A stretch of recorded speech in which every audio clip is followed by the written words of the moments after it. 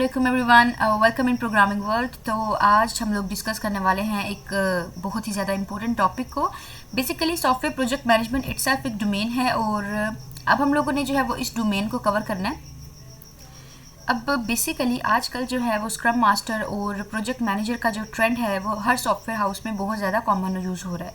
तो जैसा कि मैंने अपनी एक पहली प्लेलिस्ट है हमारी सॉफ्टवेयर क्वालिटी इंजीनियरिंग की, तो मैंने उसमें भी आपसे डिस्कस किया था कि if you have not very efficient programming skills then you can go toward quality engineering and the software project management like non coding subjects and non coding domain।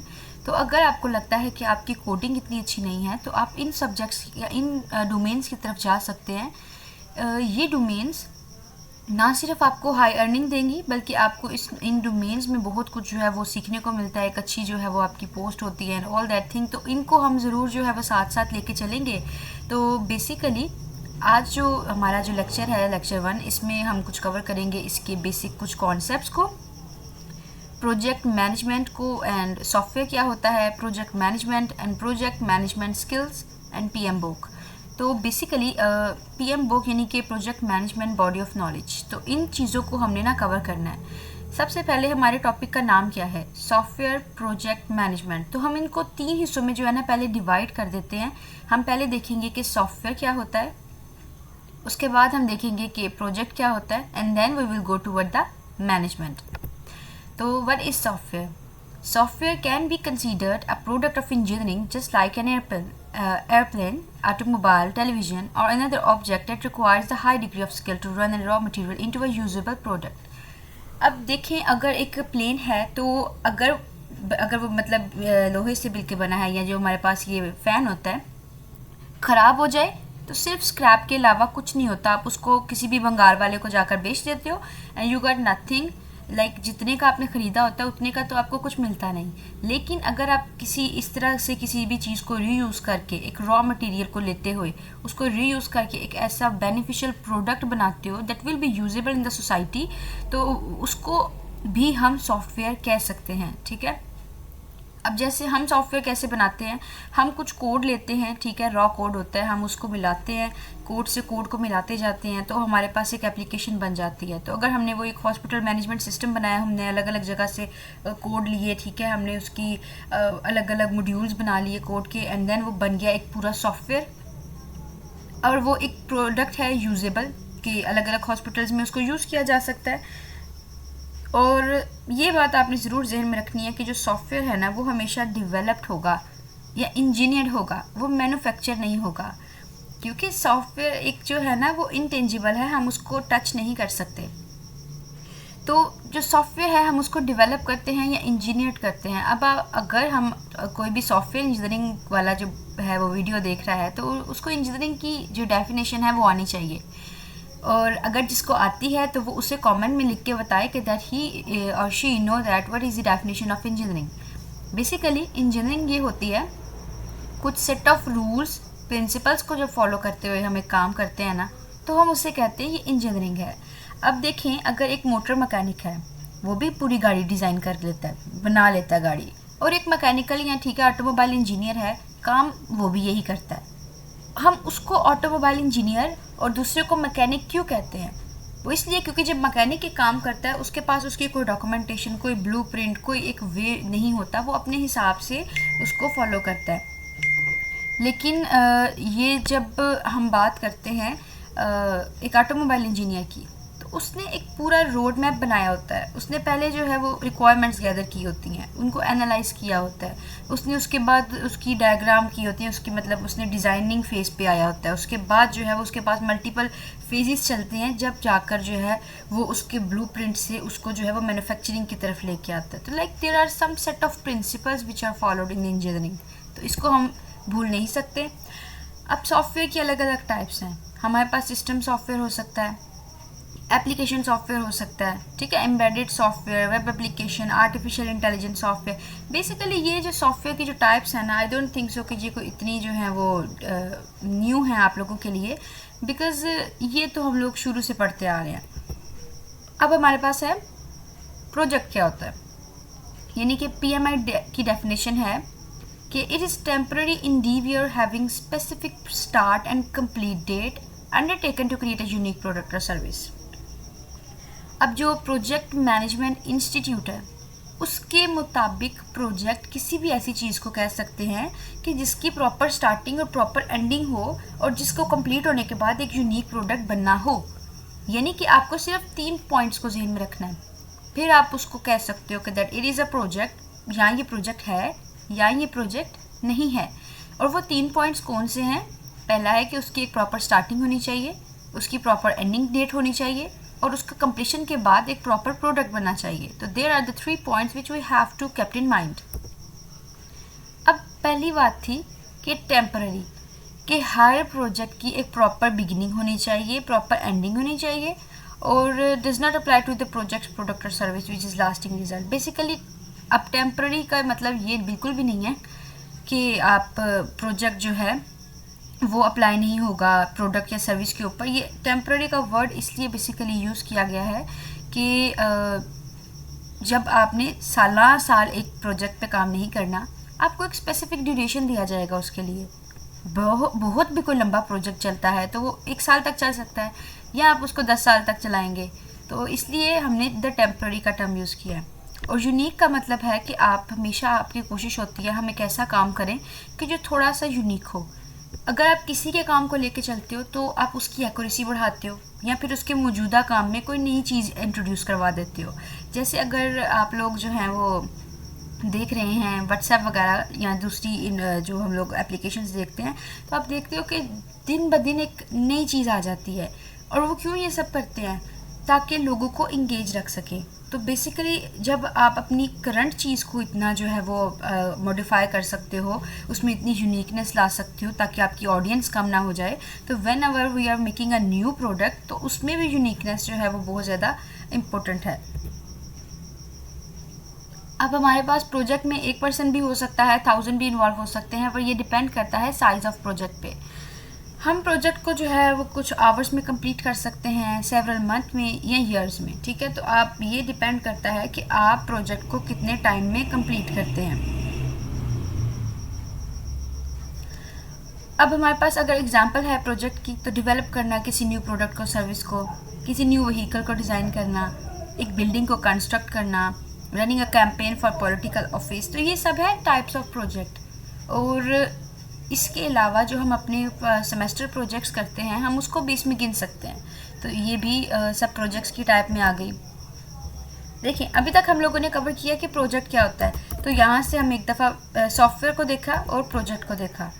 तो मैनेजमेंट से पहले मैं फिर से बता दूँ, अगर हम आसान लफ्ज़ों में बात करें, सॉफ्टवेयर एक ऐसी चीज़ के जब हम रॉ मटेरियल को यूज़ करके एक यूजेबल प्रोडक्ट बना देते हैं, उससे हम सॉफ्टवेयर कहते हैं, ठीक है।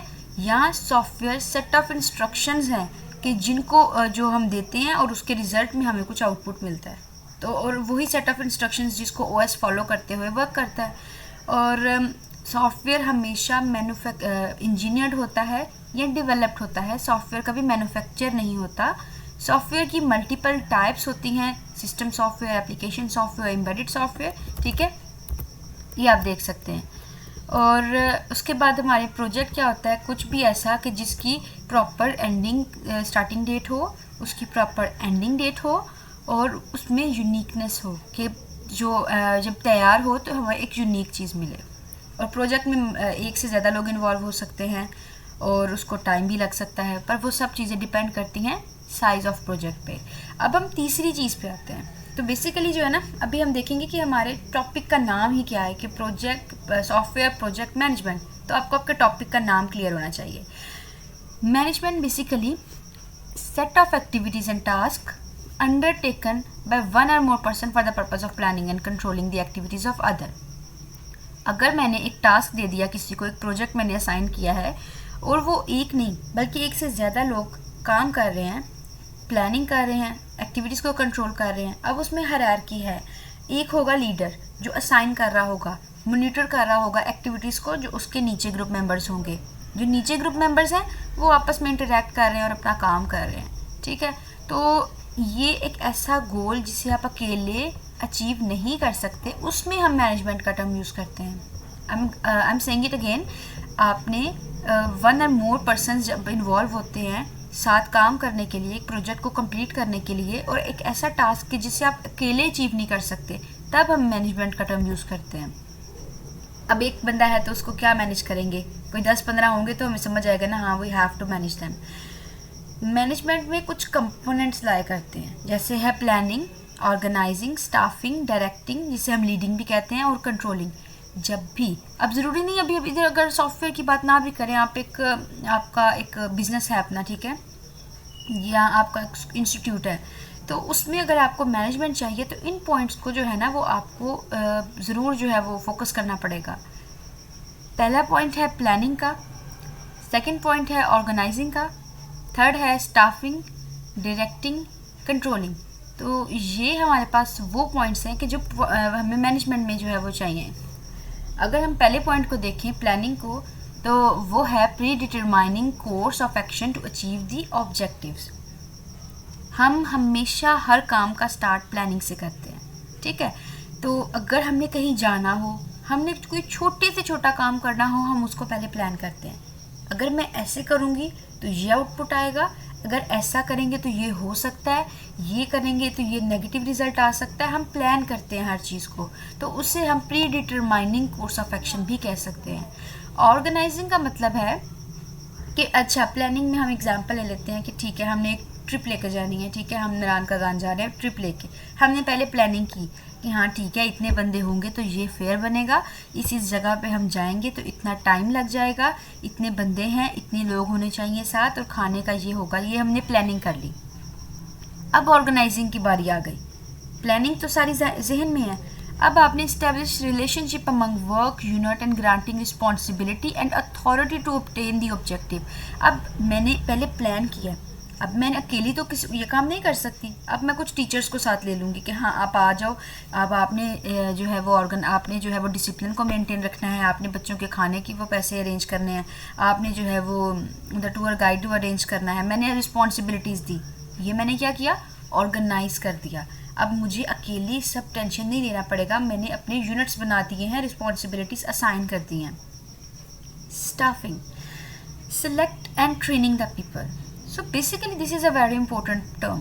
हमारे इधर ट्रेनिंग का टर्म बहुत लैक करता है। हमारे टीचर्स को, हमारे जितने भी स्टूडेंट्स को तो ऑब्वियसली लर्निंग की ज़रूरत होती है, पर टीचर को भी लर्निंग की ज़रूरत होती है at every stage of life.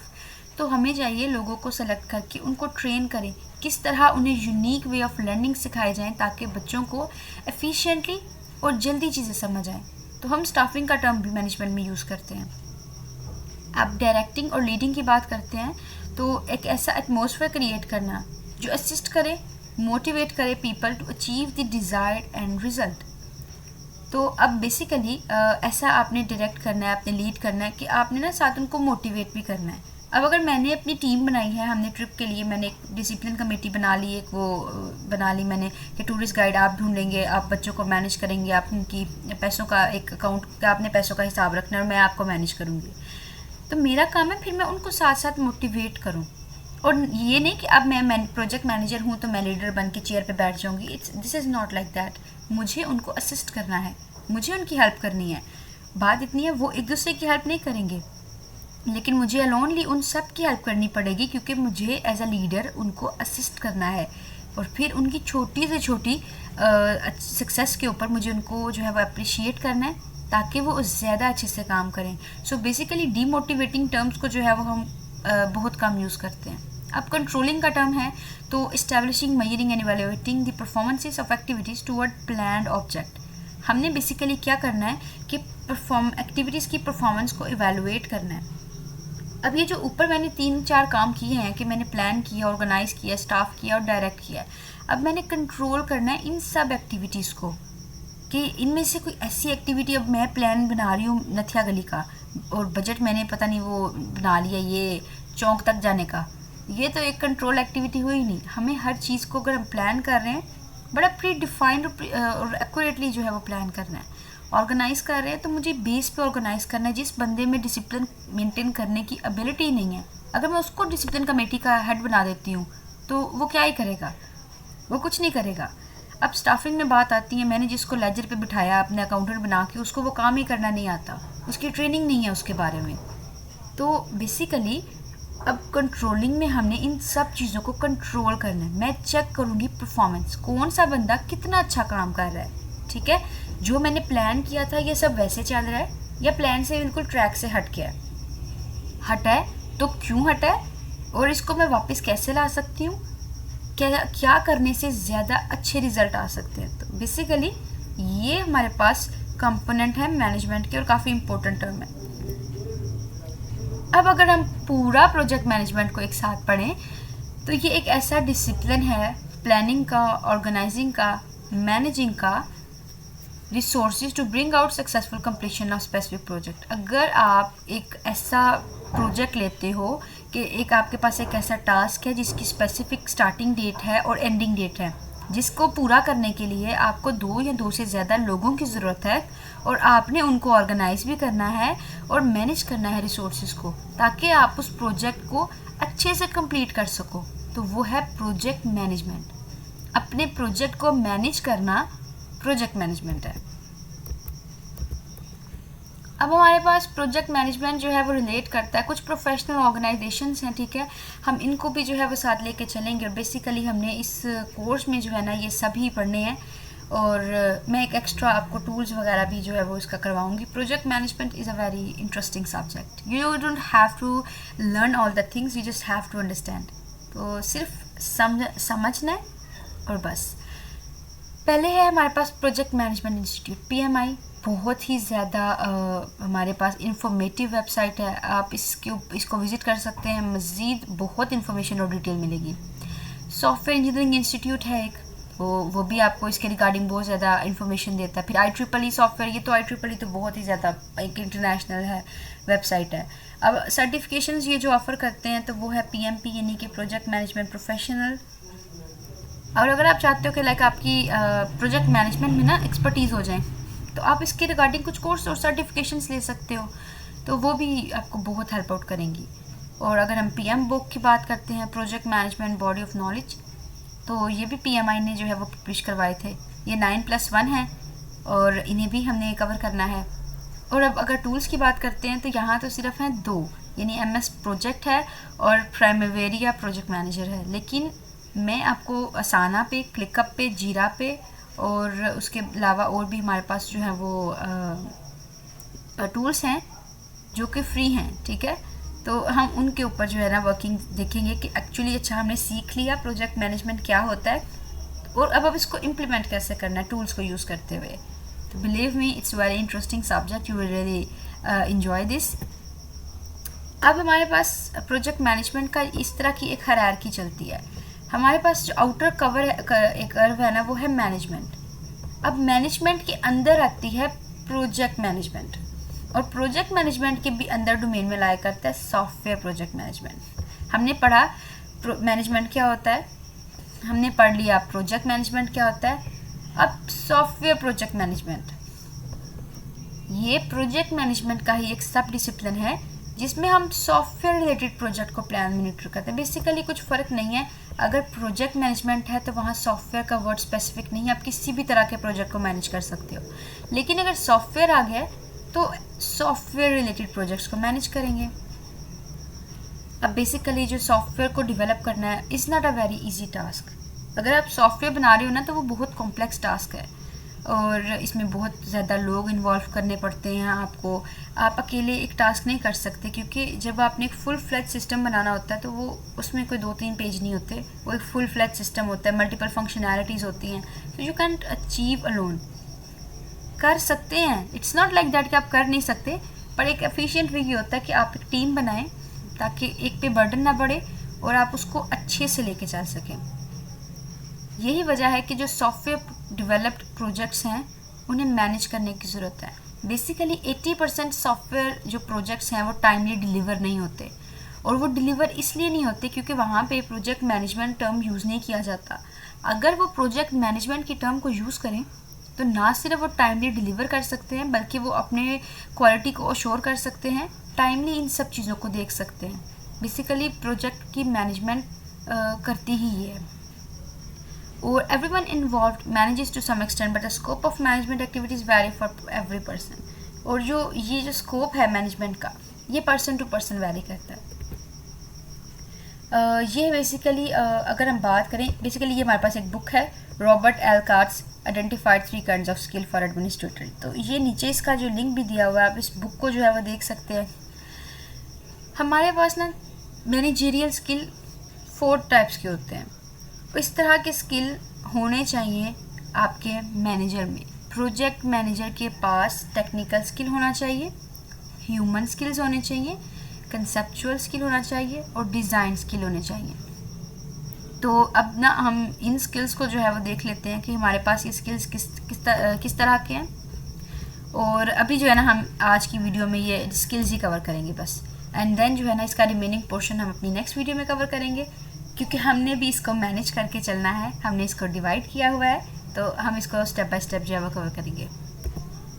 Technical skills, अब ज़रूरी नहीं कि जो प्रोजेक्ट मैनेजर है, ऑब्वियसली आपकी कोडिंग इतनी प्रोफेशनल नहीं, आपने अब कोडिंग नहीं करनी, पर आपको उसका नॉलेज तो होना चाहिए ना, कि अगर आपके पास आपका डेवलपर इशू लेके आ रहा है, ठीक है, और वो कह रहा है कि ये इस तरह कोड है और इसमें मुझे ये इशू फेस हो रहा है, या यहाँ पर जो है वो कोहेजन एंड कपलिंग का जो फैक्टर है वो लाइक कर रहा है, तो आपको इतना तो पता हो कि ये लैग कर भी रहा है कि नहीं, कि आप उसे डेवलपर जो है वो आपको चूना लगा के तो नहीं चला गया।